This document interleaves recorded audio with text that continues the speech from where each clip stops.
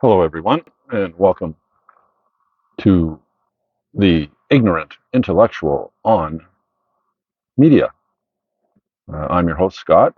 If you want to call me Scott rather than the Ignorant Intellectual in the comments, if you decide to comment down below, I'm fine with that. Um, I explained in the first video for this series or channel about why I call myself the Ignorant Intellectual. If you want to peruse that at your leisure, you may go ahead. Um, this is the third installment on this channel, and it's part two of a private sale haul that I got from a gentleman who had put up his collection, his movie collection, on Facebook Marketplace. And I went through the whole collection that he had put up so far, and I got 16 DVDs, 2 Blu-rays, and 4 box sets from the gentleman. And in part one, I did the first 16. Well, I said 16. The first 16 DVDs are all the DVDs, but I had kept one behind because I wanted to say something about this film, right? Um, so, uh, so when I said 16, it was actually incorrect. It was 15. And if you remember from the last video, these are the 15 films, all DVDs. Okay.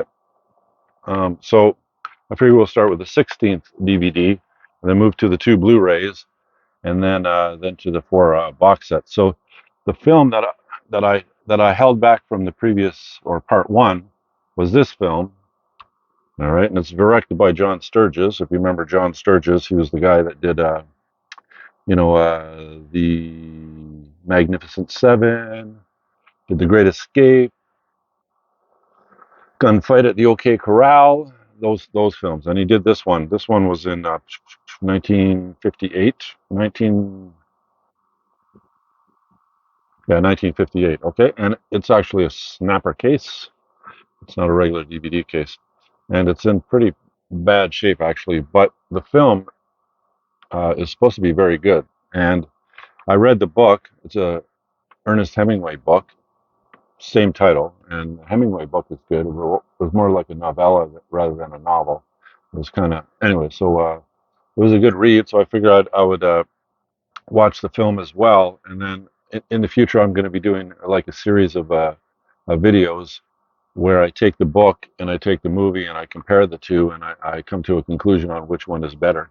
Um, I thought those series of those because a lot of the movies out there, are based on books, right? Based on plays, based on books that have been written on paper, and then they've, you know, changed it into a script and made a movie out of it. And which ones are better? Anyway, so this film I held back because I wanted to remind myself on who the cinematographer was, because when I saw this DVD in the gentleman's collection, I said that might actually make a pretty good movie. Maybe not for plot. I don't know how exciting it would be, but I mean, it takes place off the coast of Cuba, and Cuba is beautiful. Is a beautiful place along the the seasides and out in the ocean. So um, I thought that this might be a good film to watch just for the cinematography, just for the camera work on how they're going to you know uh, do the outlays, and if you look at the back of this film, if you'll see the blue water, and this is actually a color film, all right. And even though it came out in the 50s, 58, it's actually a color film. Um, so that's cool. So I thought early cinematography in color, that's the beginnings of color, right? Mostly everything back at that time was in black and white, and they were just, moving over to color. And I thought this could be an extremely beautiful film if the cinematography is done correct. All right. So I did a little research to find out who the cinematographer was in this movie, and the name of the person, his name is James Wong Howe. All right. So James Wong Howe, who's a Chinese American. All right. from my research, he did like 130 films, and he was well sought after by a lot of directors to be the cinematographer on their films because he had a talent. And I think don't quote me on it, but I think he won the Oscar for best cinematography for this film. Okay, and I got excited for this film because there's not very many films out there that the language or the script doesn't matter as much as actually the visual side of the film, right? So you come across these occasionally where the film just blows you away, not because of the dialogue, not because of any of the action, not because of the acting in it, but just the overall look of the film, right? And I have a feeling that this might be, I haven't seen it yet, but I have a feeling this might be one of those films where, I mean, I don't know if you've been down to Cuba, all right, or anywhere around those islands, or anywhere near the equator, out on the ocean, where you have like white sandy beaches and beautiful ocean, and the coastline of Cuba is beautiful. So I'm thinking that this might be a very beautiful film, and if it is, it's going to really impress me. The story itself, it stars Spencer Tracy. He plays a Cuban man in his 70s or 80s, and he's a fisherman, and he goes out every day to go fishing on his skiff, which is just a small boat, right? Um, and to go catch fish. And what happens is he goes into a drought where he can't catch a fish no matter what he does, and he goes like months without catching a fish. And the island and the town that he lives in, they're all respectful because he is an older man. He's been a fisherman all of his life, right? And they are respectful to him. But there's whispers around that he's bad luck, and nobody wants to be around him because they don't want his bad luck to rub off on him. And um, so he finally goes out one day after I think 85 days or 84 or 85 days. Um, and one of his lines catches a marlin. And the marlin is a very large and strong fish. So it, if it follows the book, then he fights with the marlin, and he is determined that he's not going to go back to the island. He's not going to go back to shore until he has that marlin in his boat, or captured it, right? So, um, to reinstate his reputation. I mean, it would be probably the biggest fish that anybody ever caught on the island, ever, or for a long time, from my understanding. So that would be the storyline, and it's a film about determination and human spirit, and dogged determination kind of thing. And I won't tell you whether he caught the fish and brought it back to shore or not. Um, but what I was interested when I saw this film was, I wonder if the cinematography, because that it's a perfect movie to get the blues and the greens and the yellows and the whites, um, in the film, and if he does it correctly, it could be an extremely beautiful film. And well, James Wong Howe, I think won the Oscar for this, so I think I'm not going to be disappointed, but we'll see. All right, so that's the last of the DVDs that I got from that gentleman's collection, individual DVDs. Now we'll go on to the two Blu-rays. All right, so the first Blu-ray is let's do this one, Inferno. Okay, now he put up a lot of pictures of his collection, but he didn't get all of them because there's just too many films, right? In the ads that he was doing, right? Um, so when he listed Inferno, I automatically jumped to Dario Argento's Inferno. Now I have the DVD of it, but this is a Blu-ray, and I thought it would be a Blu-ray of Dario Argento's um, Inferno, right? And then I would have the Blu-ray and the DVD. I like to have both copies. Because I watch the Blu-ray on my Blu-ray player, but I also like to watch films on my laptop, and I don't like screwing around with discs. It doesn't have a disc player on it, right? So um, I got an external Blu-ray disc player, but it's a pain to plug it in, and it's a pain. I don't know how well you the software programs to play Blu-rays is is not all that user friendly, at least in my experience. and the video player that I use is VLC, and it plays DVDs, but it doesn't play Blu-rays as of yet. So, and it's very easy to use. So what I do is I'll take the DVD and I'll rip it or whatever into a MKV file, and I'll watch it on my laptop. And that's the usual way when I watch films, because I have a 6-year-old son, and a lot of these films you can't really watch with a 6-year-old son watching as well. So he gets the main TV, the big TV, to play his YouTube videos and watch his cartoons and stuff, and I'll sit on my lazy boy and watch a film on my laptop. And if he comes over and jumps on me, then I'll just pause the film until he goes back and starts playing again, right? So it's a way that I get to see films and take care of my son at the same time, and not expose him to things that he shouldn't be exposed to, right? So I don't really want my son to watch an R-rated movie or whatever, or a movie with large amounts of violence or anything like that, right? Um, so I watch it on my laptop, and I basically transfer all my whole library into MKV files that are on DVD. So I prefer to have the DVD and the Blu-ray. I can watch the Blu-ray on any number of TVs. I can watch it down here in the basement, or the TV up in my room, on the Blu-ray players. Uh, and then I could use the DVD to make an NKV file, because Blu-ray files are still too large, in my opinion, to to transfer digitally.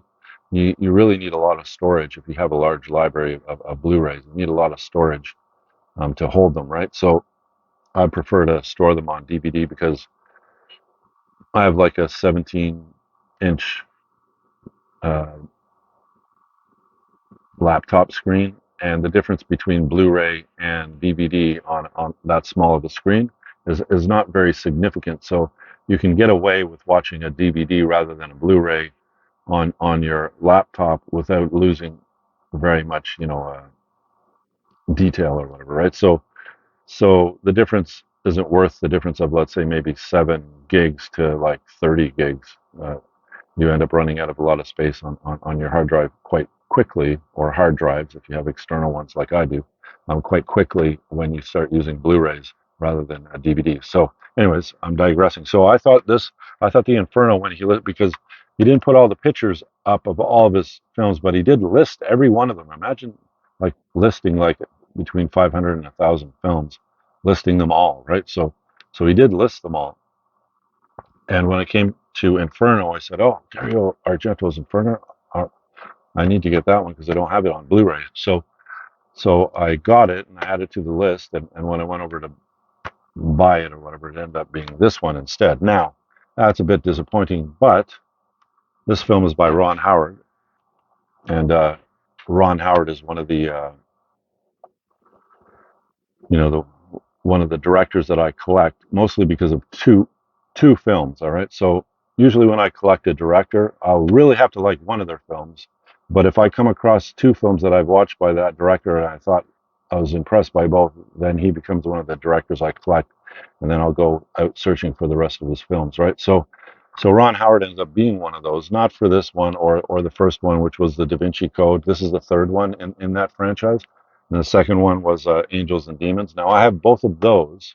I've I have both of those on Blu-ray, and I think I have all three of them in a no, I have two of them on DVD and in a single DVD. It's like a double feature in one DVD case, and I don't have this third one. So it was serendipity, I guess, that I found it and I bought it, and then I realized that it wasn't Dario Argento's Inferno. It was Ron Howard's Inferno, but I didn't have the film, and I would put it in my library if I had it. Uh, so now I have all three of the films, two of them on DVD, and this one on Blu-ray. So I don't have this one on DVD, so I'll just have to watch it on my TV. I won't be able to watch it on my laptop as of yet until I find a DVD copy of it.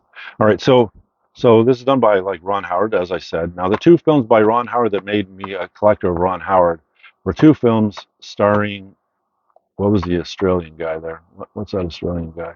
Anyways, the films are Cinderella Man and A Beautiful Mind. Now, A Beautiful Mind blew me away. I thought that was an amazing film, and and Cinderella Man was a really good boxing film, right? So I mean, I don't think it's as good as Rocky, all right, or Raging Bull, all right, but it's up there pretty close, all right. So and I really liked it, and so I said, Ron Howard, Ron Howard was like the average type of, because when Ron Howard first started his career after leaving uh, Happy Days and going into directing rather than acting, the movies that he did were lighthearted comedies like Splash, and I think he did Big, both, and Splash, and some others from that period of time. Well, Night Shift, Gung Ho, those films, right? So, and he did Cocoon, if I remember correctly, too. Yeah, but mostly they were lighthearted comedies, right, from the 80s and early 90s. But then he did A Beautiful Mind, and then he did Cinderella Man, and both of those were serious. Russell Crowe is the actor in it. So both starring Russell Crowe, both really great films. And I said, okay, well, he's worth collecting now because I always liked the comedies, but it didn't get me over the hill to collect his films. I mean, I did like Splash. Splash was kind of funny. Anything with John Candy in it, the Canadian. I'm Canadian, so anything with John Candy in it is pretty good. I mean, he was a hilarious guy. Watch Uncle Buck and tell me any different. Um, but yeah, so he didn't get up there over the hump until A Beautiful Mind and Cinderella Man. Then I started collecting more of his back catalog, and I collected these as well. So this is basically the third in the Da Vinci Code. Those Dan Brown books that got made into films starring Tom Hanks. So each one of them are good. They're interesting. They're fun to watch. You get an occasional sequence that you'll remember. Like I believe that one of these films is one of the first two films had that. I think it was in the first one, the Da Vinci Code, where you had that blonde guy um, that would whip himself in the back, and you see all these big welts on his back. I'll always remember that, because of his, devout Christianity or whatever. Anyway, so I always found that quite fascinating, why somebody would, flail themselves in the name of their God. But anyways, um, uh, the films are pretty good, so I added those to my collection as well. Now I have the third one. Okay, so that's the first Blu-ray that I got from that gentleman, and the second Blu-ray was a bit of a brain fart. Okay, so this is the Blu-ray. Have you seen this film, The Debt? I haven't seen it. Okay, but what attracted to me, two things attracted to me in it was I watched Red and Red Two, and Helen Mirren was in both of those, and I was quite impressed by her. I mean, she's becoming an elder statesman in acting. She was in earlier films. I mean, she was in Caligula. Do you remember that film? It was almost like an X-rated film. A Caligula back in the late 70s or early 80s. It was called Caligula. Starred what's that English guy's name? Uh, Malcolm McDowell. Was it Malcolm McDowell? The guy from Stanley Kubrick's A Clockwork Orange. That guy. He was in Caligula. But Helen Mirren, a younger Helen Mirren, was in that film as well, which kind of surprised me. um, because I know her as an older woman. She had a like kind of like a comeback, and she was in a lot of the mainstream films later on in the 2000s, right, and the 90s and 2000s, and she was in Red and Red Two, if I remember correctly, the ones with Bruce Willis, and I was kind of impressed. So she was in this film, so that kind of caught my eye. Um, when I was looking the debt up when I was thinking about buying it. And it was directed by John Madden, who did. So John Madden was another director that was on the hump or whatever on the hub uh, when he made Shakespeare in Love, and then I watched his The Best Marigold Hotel, and I thought that was quite good as well.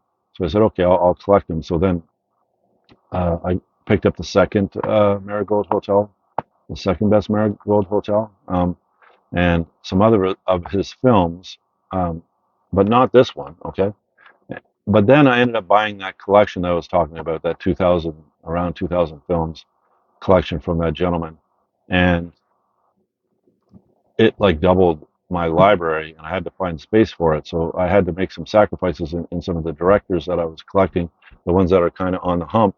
I stopped collecting, and this was one of the guys that I stopped collecting. So I'm not sure why I picked that up, but I figured maybe I should watch it before I get rid of it, since I'm probably not going to keep it.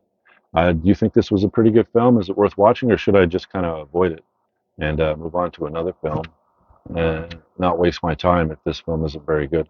Um, Let me know in the comments below if I should watch this film or not. Um, I'm not. I guess I'm not like a lot of movie buffs or um, that'll just watch films just to watch them. If they're good or bad, that's fine. It's just more experience for watching. I kind of want to not watch bad films. All right, unless I know it's bad and it's so bad it's good, or I know it's bad and I want to watch it anyways. I don't want to watch a film that I'm not sure about and isn't could be bad or could not be bad, um, because I don't want to waste an hour and a half of my time that I could have watched. I'm too busy, that I could have watched another film, and an hour and a half that I can't get back. Right, so um, that's why I collect uh, mostly by director, because I know if I like a film by a director and then I come across another one of his films and I watch that and I like that one too, I'm probably going to like most of his catalog, and it won't be wasting much of my time. Whereas if I just randomly select films out of the blue, I know I'm going to watch a whole bunch of more terrible films than I would if I stuck to directors that I like, or uh, you know uh, good reputation films through the grapevine or whatever. Right. So I don't know anything about this film. All right. Um, Helen Mirren's in it, okay, and Sam Worthington is in it, so it's probably a pretty good film. I'm guessing because the other John Madden films that I've watched are pretty good, so it's probably not a crap film. It's probably a half decent film, so maybe I'll watch it and then get rid of it. So that's the second film. Now we'll move on to the four box sets. All right, so which box set should I do first? Okay, let's do this box set first. Okay, so um, it's the Spike Lee joint collection. All right, so it has five of his films in it. All right, and they're all um, on DVD. They're not Blu-ray, but okay, so I have a bunch of Spike Lee films, and I just got another one that I said, School Days. All right, so School Days is not in this one. Okay, so that's kind of cool. So I'll keep the School Days, but I do have in this collection already on my shelf. I do have Do the Right Thing, More, Better, Blues, and Jungle Fever. All right, so I have three out of the five films on in this collection. So this collection is this thick, like space. So if you're a beginning collector, you don't really have to worry about space yet, right? Okay, so you're going to collect the films that you like usually first, right? And then you'll expand your collection and watch other films that you haven't seen and keep the ones that you like, and get rid of the ones that you don't. But your film collection will forever expand as you watch more and more movies, right? And then eventually space will become an issue, right? I don't. You may have a very large house that you can put a very large amount of movies in, but I've hit about maybe between 4 and 5 thousand films, I think. All right, and I've probably about 95% of all the space that I have for films is occupied by films. Okay, and I can't really expand any more. In fact, I have like these type of shelves behind you, and I have you know a few thousand or more than a few thousand CDs that I have, like my DVDs on shelves, and I've been removing the CDs and boxing them in order to fit more rooms for movies, because I'm more into movies right now than I am into music right now. But that'll change in the future. It always does, right? I go from books to movies to music, back to books, back to music, that kind of thing. So right now I'm more into films than any other of the media that I collect, right? So real estate on your shelves becomes an important thing. So if I have this much space because I have, let's say, five um, Spike Lee films, all individual on DVD or whatever, and I can replace those five with this box set, okay? And it instead of taking up that space, it only takes up this space. Well, that leaves me like this amount of space to have room for other films. So I love box sets. Um, I love collections where they put like four movies into one DVD case or Blu-ray case, like the Matrix collection or the Weapon collection 1 to 4, Matrix 1 to 3 with the Animatrix. I don't know if you've seen these four favorite film things. Um, uh, I love those, especially if they're all of the same movie franchise or they're all of the same director. If it's just random films like Extreme Action, you get like four different films, or it's done by actor, let's say four films by Tom Hanks. I'm not a big fan of those because the way that I arrange my collection is I arrange it by director. I don't arrange it by actor, and I don't arrange it by by a film title, alphabetically by film title. Most of my collection is arranged by director. All right, because I know directors and I know the mood that I'm in, and uh, if I want to watch a crime film or if I want to watch, I can go to the director uh, and select one of their films rather than have these films randomly all over my collection.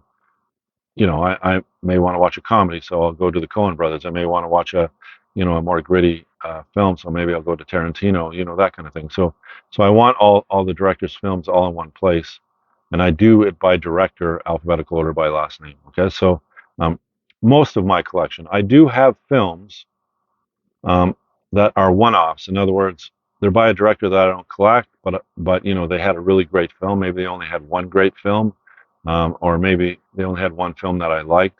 So those ones I do alphabetically uh, by title, um, if they're one-offs and I don't collect the director. But probably like three-quarters of my shelves are director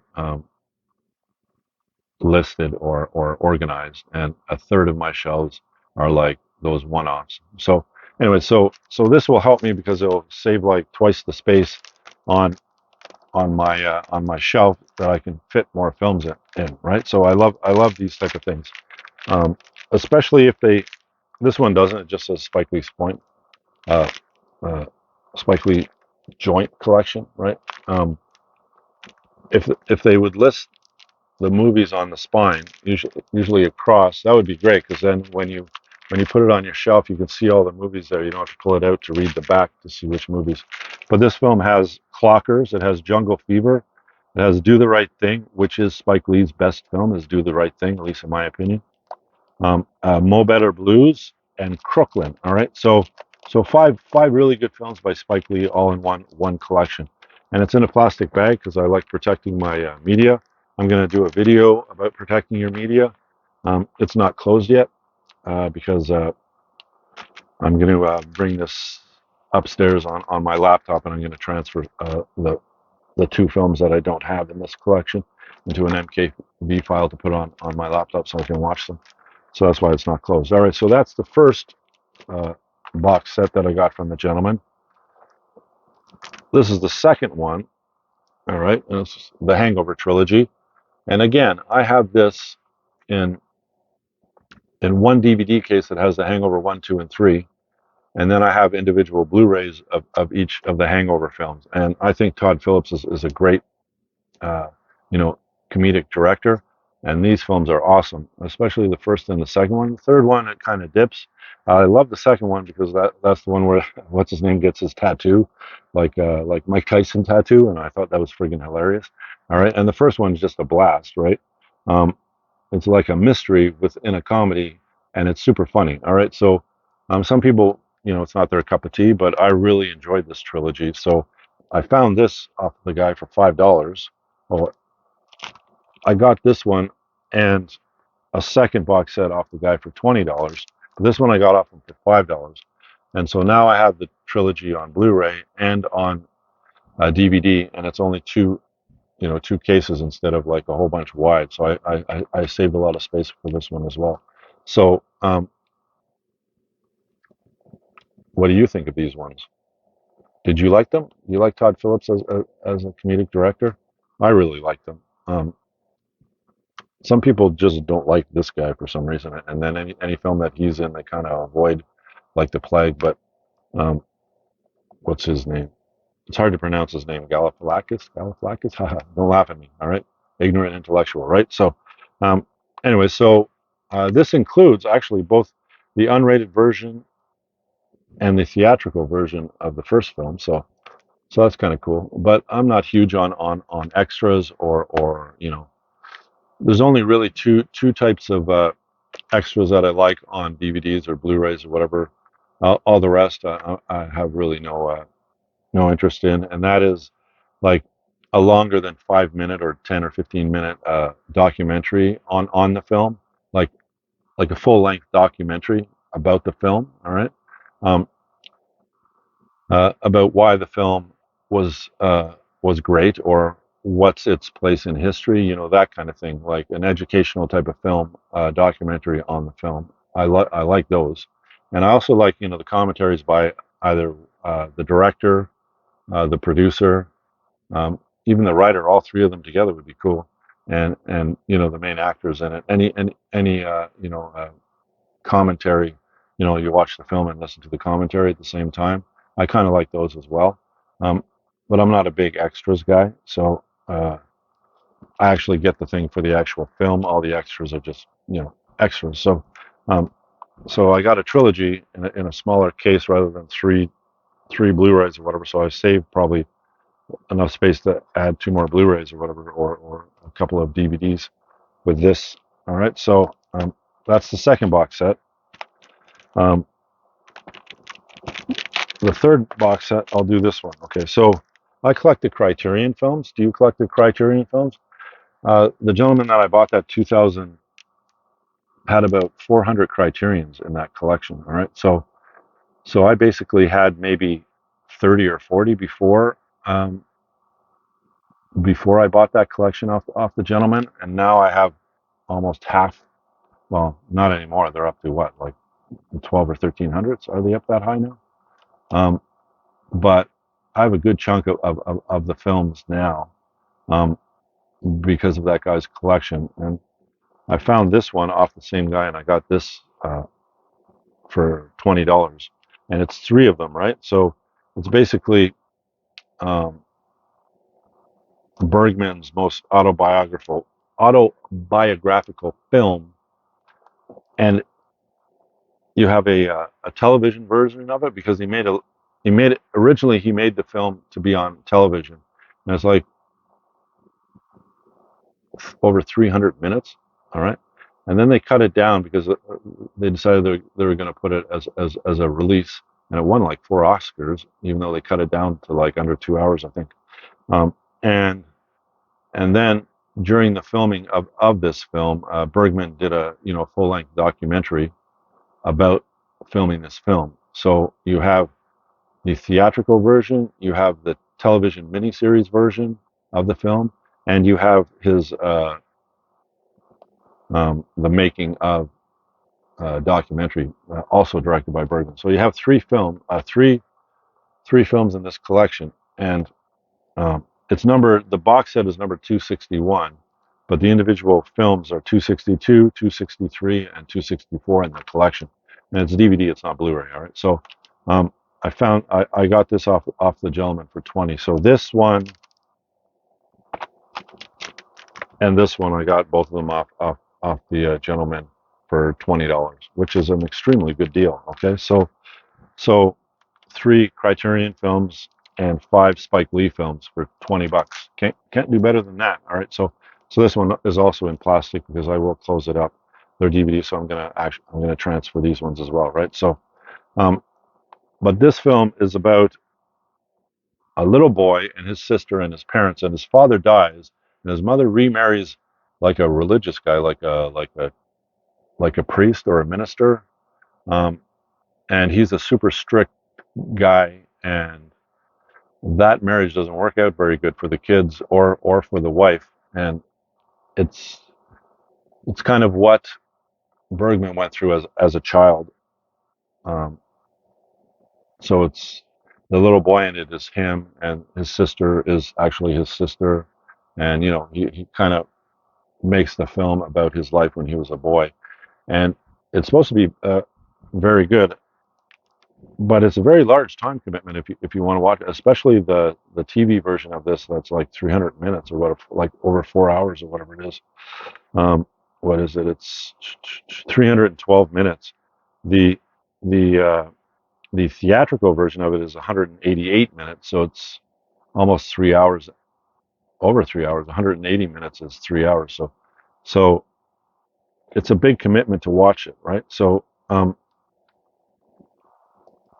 probably watch it at some point, but when you're as busy as I am, it's very difficult to get a chunk of 3 or 4 hours where you will not be disturbed and you can watch a film. Okay, so this one will go on the shelf, and I will transfer it after, before I put it on the shelf, and maybe I'll be able to watch it at some point. We'll see. I would like to mention one more thing about this. So Criterion has this thing where they put box sets together. All right, so it's good that they're all numbered because collectors, okay, if you're collecting this and you're putting them alphabetically just on your shelves, you're going to have like a normal film. Oh, there's a Criterion, then a normal film, maybe 10 more films, and then another Criterion, that kind of thing. Um, it's cool, but usually what people do with their Criterions is they organize them by the number of the film, right? So um, that way they can collect them and try to get all of them. It's like a challenge or whatever, right? So um, even though there's like over 1,000 of them right now, so that's a bit of a challenge, and they're not cheap to buy. Let's put it that way. So, uh, but this is the a pet peeve of mine as well when it comes to the Criterion. So when they put a box set together, okay. So here's another box set, the Kurosawa Four Samurai Classics, which is the fourth box set that I got off the gentleman. It has Seven Samurai, which is Kurosawa's most famous film. But then it has Yojimbo, and that film. Okay, so the Seven Samurai ended up becoming the Magnificent Seven, which was a Western film. So um, like a lot of the westerns were based on Japanese films. A lot of the really good ones. So, for example, Yojimbo, which is another film by Kurosawa, is basically a fistful of dollars. Is it a fistful of dollars? I think it's a fistful of dollars. And it's also uh, Brian De Palma did a copy of Yojimbo as well. It was called Last Man Standing with Bruce Willis. I don't know if you've seen that one.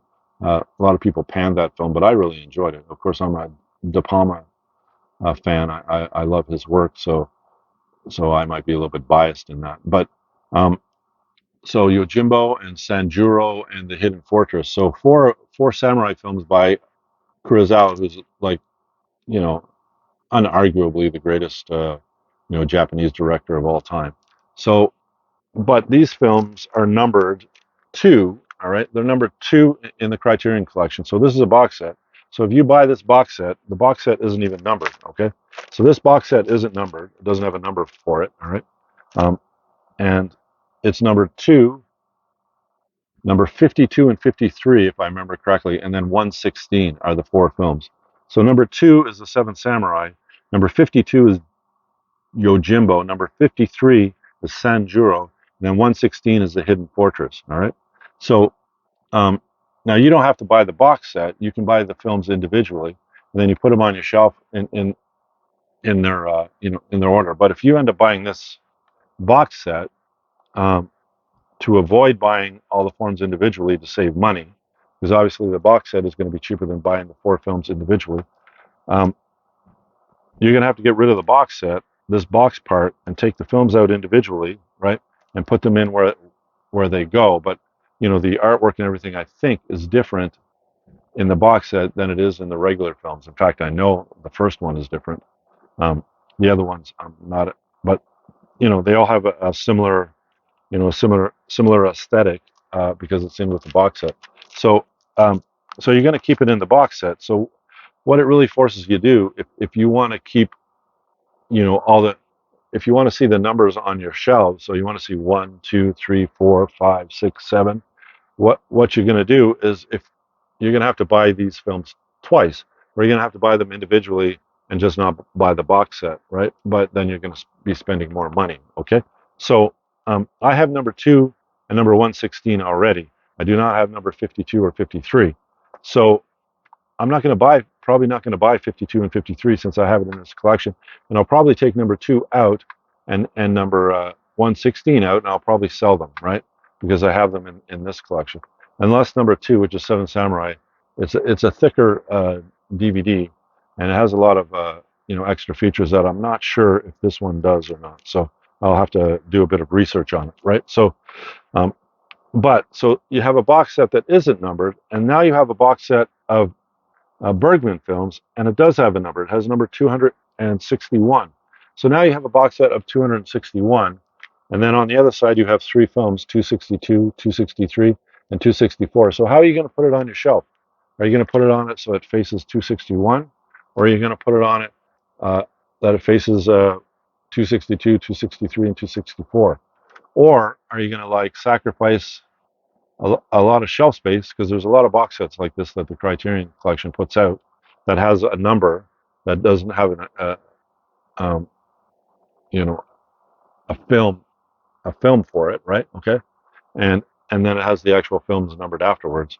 Are are you going to take the films out? You're going to put this on the shelf like this, empty, and then you'll put the three films beside it so that all the numbers line up. I guess you could do that, but this box will get has nothing in it to hold it into a rectangular shape, so it's going to get squished, right? And it's going to get damaged on your shelf. So I'm going to keep it inside. And I usually, whenever I buy a box set, I usually put the front in the back and use the back as the front, because when you use stuff in the front, it gets more easily damaged, especially if you don't have it in a bag, right? So, but I put all my stuff in a bag. So anyway, so that's a little pet peeve of mine. So when you're collecting the films, you actually don't know how many films there are because some numbers, like this 261, is not corresponding to any film, right? It's corresponding to a box set, all right? So, and then you have the number of the box set. So and some of these just come in box sets, if I recall correctly, but most of them they come in individual films as well. So maybe what you're forced to do is you're forced to either buy two of these, all right? So you're going to buy two of these box sets. You're going to have one facing this way and one facing this way. So you have the 261, then 263, 264, 262, 263, and 264. Or you'll buy the box set for the number 261, and then you'll buy the individual films that will have the numbers on them well and put it beside. So you're doubling your films, right? Same with this Kurosawa. If you want this Kurosawa box set because you're a completist for the Criterions, then you buy the box set and you basically have the films twice. You know what I mean? So um, that's a little irritation of mine, a little pet peeve is when they number a box set and not just number the films that are inside the box set. And when they put a box set together, the numbers aren't sequential, right? So this one is number 2, number 52, number 53, and number 116. So the reason why that irritates me because you have them all in order. Numerically, so you can see when you look at your shelf which numbers you're missing, right? And if you have this, I'm going to have it this way, so I'm going to think, if I don't remember, right, I'm going to think that I'm still missing 262, 263, and 264, but I have 261, right? So when I actually have those films, right? So you end up doubling, getting doubles of films because they come in box sets or outside of box sets. So it's kind of irritating. You end up spending more money if you want to do that, or your shelf doesn't look complete when you go up to it and you'll see like 1, 2, 3, 4, 5, 6, 7, 8, 9, and then 14 because 10 to 13 are in a box set that's in number 9, right? And da da da da, right? So you don't see all the numbering, which is kind of disappointing. So you end up having to buy it twice or have missing numbers in your collection, right? So it's just a little irritant of me. But the actual films are supposed to be pretty good. If you got 4 hours, you have 4 hours to watch a film, then maybe you should pick this up and watch it. All right. So now the Kurosawa box set does not have a number, like I said, and it has the four samurai films of Kurosawa, as I said before, number 2, 52, 53, and 116. And all four of these films are great. All right. His best film is obviously Seven Samurai, but Yojimbo is extremely good. And then uh, which is basically a Ronin, like a free samurai, because he doesn't have a master, goes into a town that has two rival gangs of samurai two rival gangs of samurai, and he goes into the town, and each boss or shogun or whatever they're called want to hire him to be their bodyguard, and he kind of plays one off the other. You see the same thing in A Fistful of Dollars. Is it A Fistful of Dollars? I think it's A Fistful of Dollars, and you see the same thing in De Palma's uh,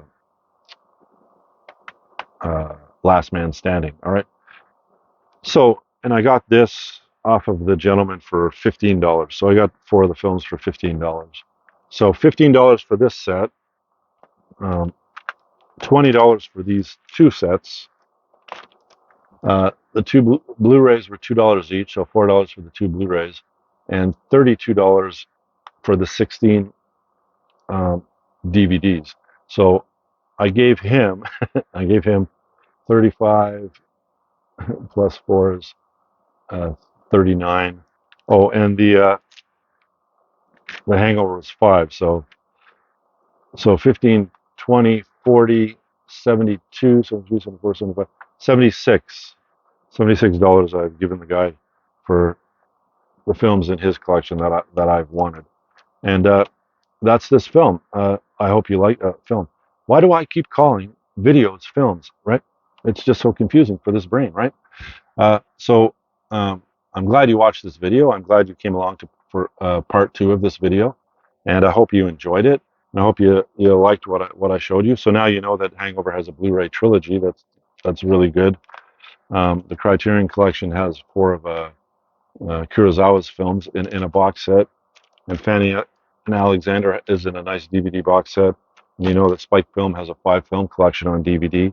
Maybe you're just collecting Blu-rays, I'm not sure, but if you still collect DVDs like I do, um, and you get a good selection of DVDs and Blu-rays in individual cases, and maybe some of those films piqued your interest that you haven't seen, or you've seen them, and if you have, tell me what you think in the comments below. If you like this video, give me a thumbs up. Maybe perhaps you can subscribe um, if you like the videos, and I'll just keep making more videos. So I still have some of the videos that uh, you'll look forward to seeing. All right, will be um, hauls from thrift stores. So I'm gonna, you know, I like going around to my local thrift stores and picking stuff up. When I do that, I'll make a video of what I picked up, kind of like this one, or other private sales, um, or something that I end up buying new. I do occasionally buy new, but not all that often. I'll pack them up, and when there's enough of them, I'll do a video for them. Also, some opinion pieces and on the Blu-rays and DVDs and things that are out there. What my uh, opinion is on certain things, like like numbering a box, a number, and then it screws up, how you organize things like that. And some actual movie reviews of movies that I have watched. I'll end up going through my collection, which is quite extensive in books. Well, actually, not books anymore. I've gotten rid of a lot of my books, but main core of my books I still have. Um, uh, I'll go through my CD collection and my record collection, and give you some recommendations from those, and movie recommendations and movie reviews as well. So it should be fun. It should be a ride. It should be some enjoyable video watching. Hopefully, I'm not boring the hell out of you guys. And so this is number 3. So number 3 video has come to a conclusion, and I'm very happy that you joined me. Like I said, give me a thumbs up if you like it. Subscribe if you wish to, and I will see you in my next video. And I am glad that you joined me, and you guys have a good rest of the day, and I'll see you in the next video. Bye for now.